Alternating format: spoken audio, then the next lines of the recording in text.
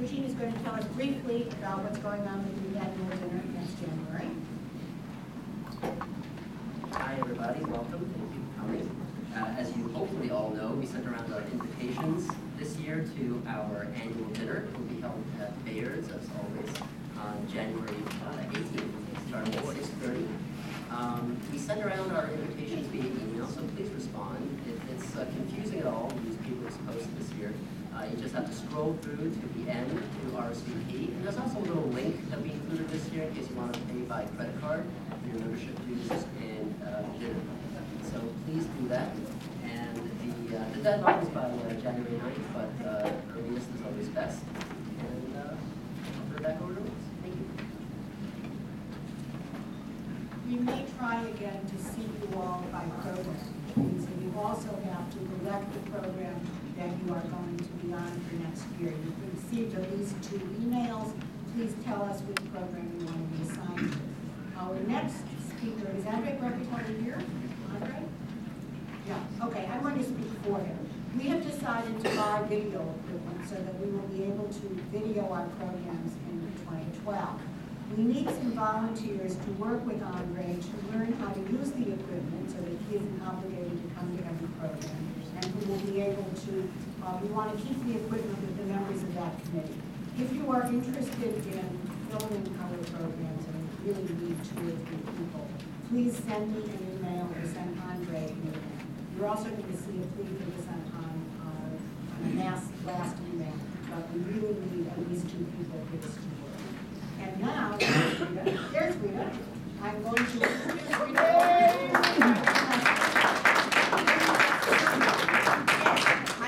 We are bringing you live from Edwards Wildwood Park, the annual holiday musical program. And this is a tradition we owe to our own extraordinarily talented Stephen Sondheim. Please turn over. All the lyrics you'll hear are written by him. He is quite extraordinary. We also have our pianist, Peter Gizosa. And I also want to give special thanks and attention to Judge Richard Sullivan, who is filling in tonight. There was a death in the family of someone who was our lead. And he is playing George Washington as well as other parts as well. So, and again, I want to thank David Wheel and his firm for their generosity in this space. On to the show, and let's go with the cell phone. Well, please turn off your cell phones. Sealing materials will be available. You'll be getting an email. It'll be available you'll be getting the link. It'll be on the website. And let's go to the videotape.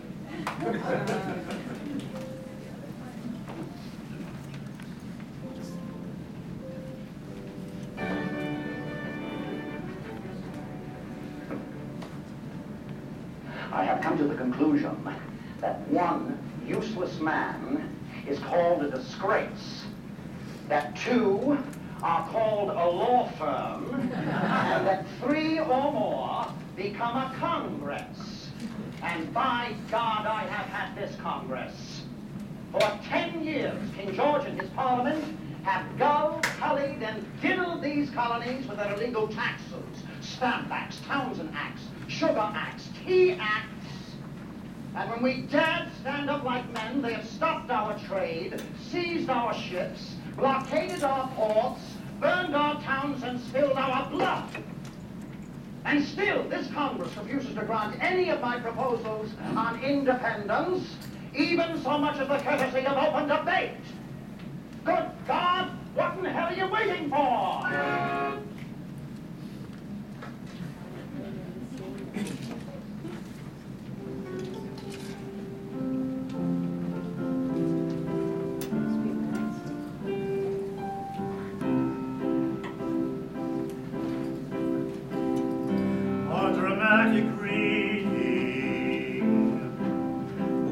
Present this evening,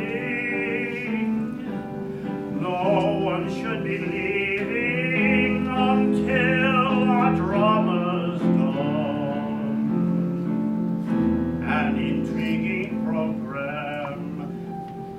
we'll try Washington. We won't pay the actor if Washington's on. A dramatic reading, a courtroom set in England, the charge that's launched is treason against the royal throne was Georgia Turncoat for slaying redcoats who invaded our nation and threatened our home. A dramatic reading, George Washington on trial. The facts we have compiled, ignoring reality, though a show's fantasy. You'll earn CLE and believe that this evening was partly worthwhile. Soon we'll be starting so we can get you home. Soon we'll be starting, so turn off your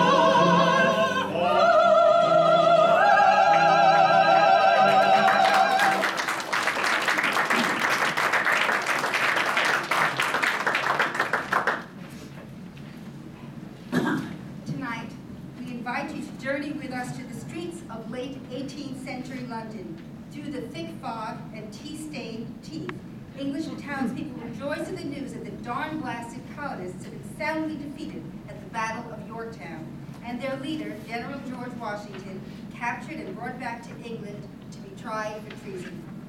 London Royal and English muffins are abundant, as the English relish the routing of the upstart colonists.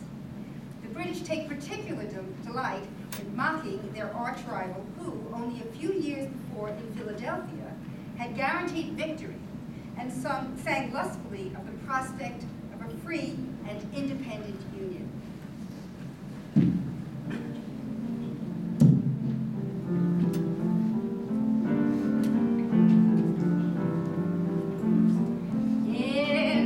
Independence, our declaration.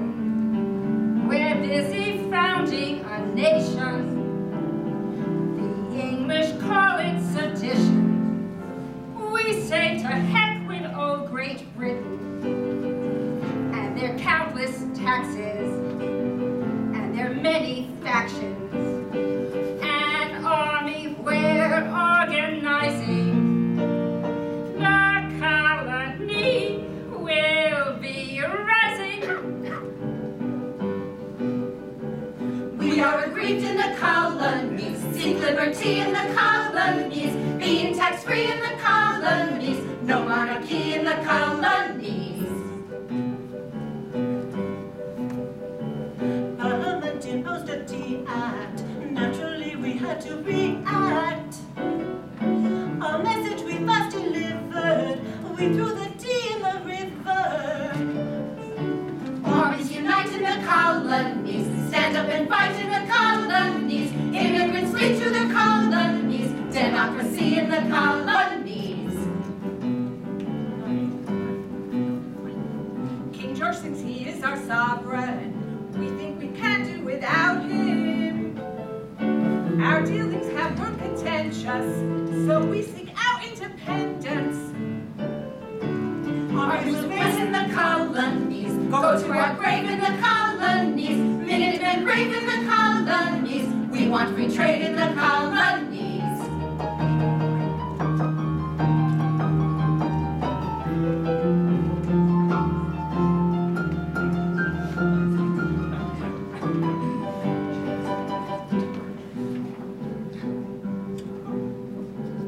To England we raise a grievance, some say we're committing treason. Britain won't listen to reason, our freedom we will be seizing. Which will come to the colonies, United Kingdom and colonies. We'll overcome in the colonies, gain our freedom in the colonies.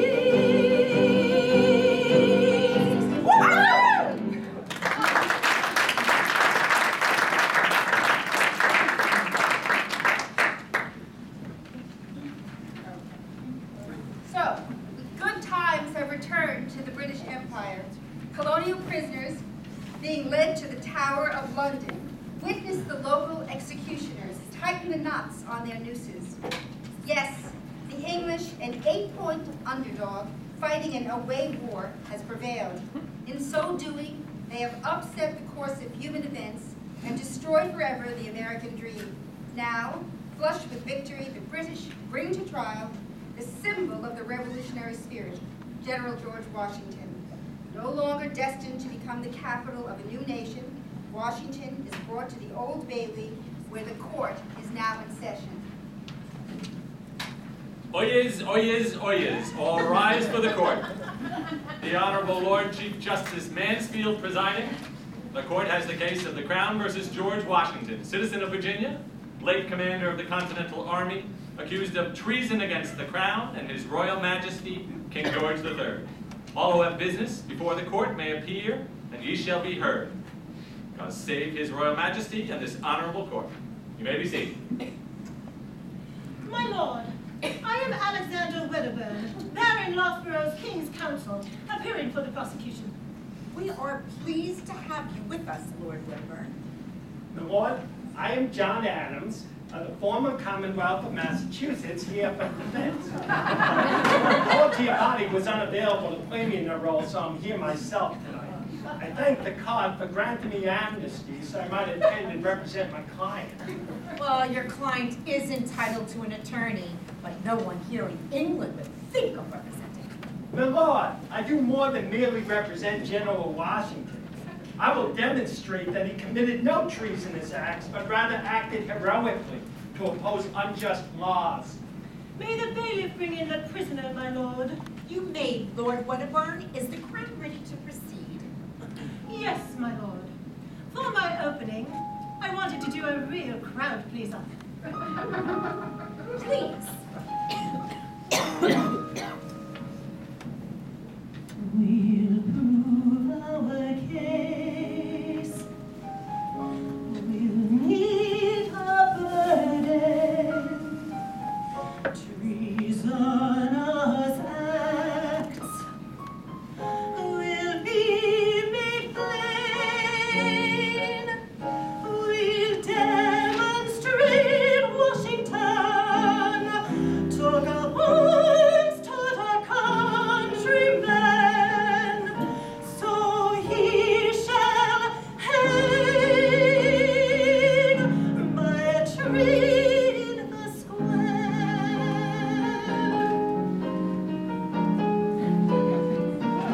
You'll hear redcoats who'll tell their story about what they saw on fields of war. They'll testify solemnly how George aided colonies that man shall hang by a tree in the square.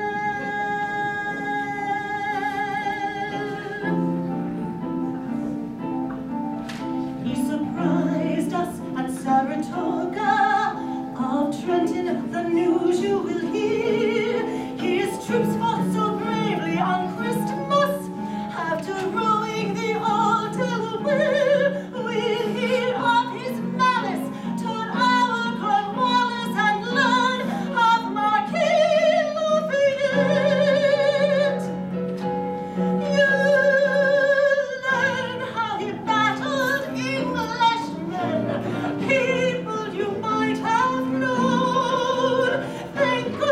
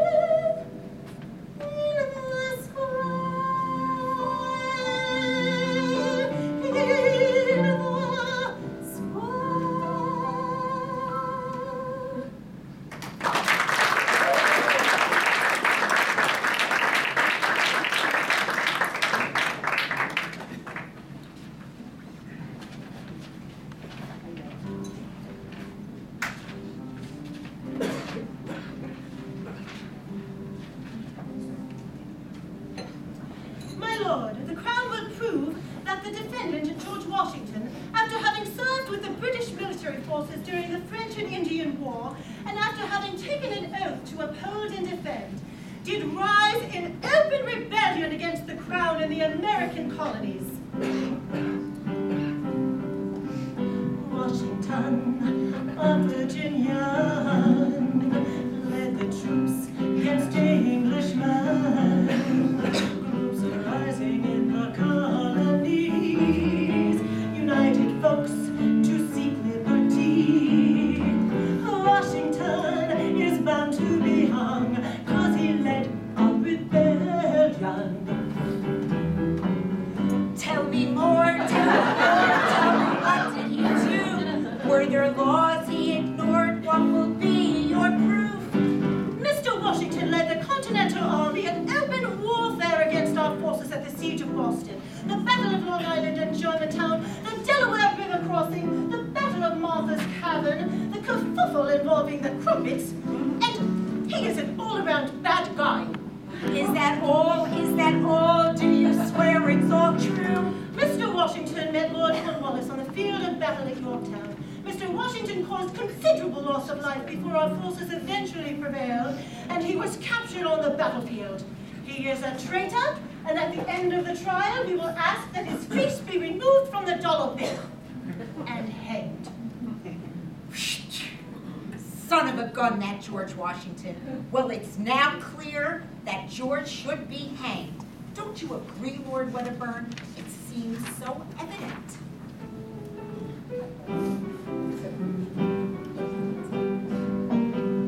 Hanging time, soon will be hanging time.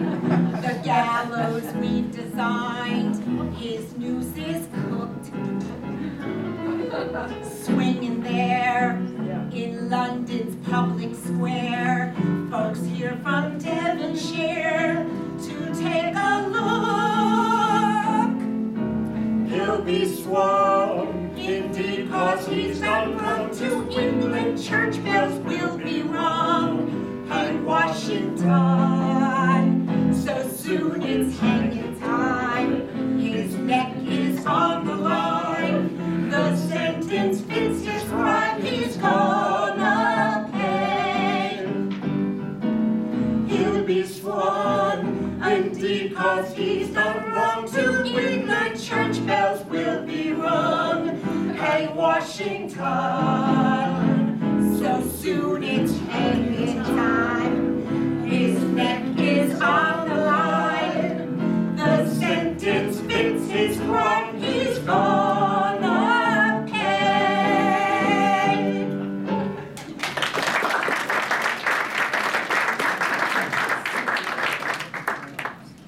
Before your decision is fully rendered, my lord, may I call our first witness? My lord, there's no need for witnesses on behalf of the Crown.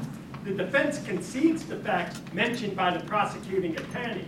General Washington is proud of this service as commanding general of the Continental Army and makes no apology for it. The defense admits that General Washington's actions are not treason, as the government of King George had lost its legitimacy. We shall show that the actions of General Washington were consistent with the actions of any free man and in line with the natural laws of any fair and just society. My lord, may I call our first witness? Well, you may proceed, but before the witness is called, kindly introduce Mr. Washington's entire defense.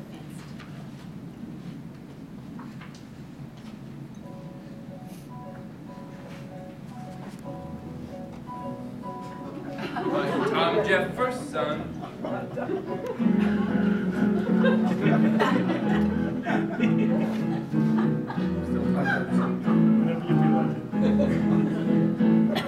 I'm Tom Jefferson. I've come to England to defend our dear friend Washington. John Adams here sits, a robust egotist, from Massachusetts to help Georgie. We brought along Benjamin Franklin, on whose help our defense is banking.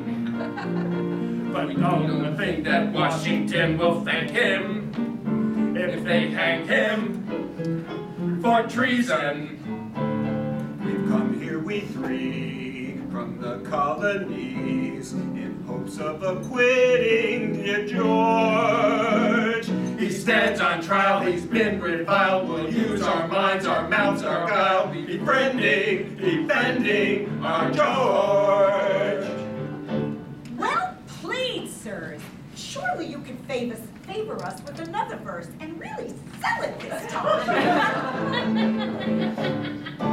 When in the course, two nations divorce, two people were forced towards rebellion. When unfairly taxed, we're bound to fight back. Go on the attack, it's rebellion. These forefathers sought a solution, no recourse except revolution. The law implores that George be executed for disputing your ruling. The court and the crown should all come around. George should be acquitted and free.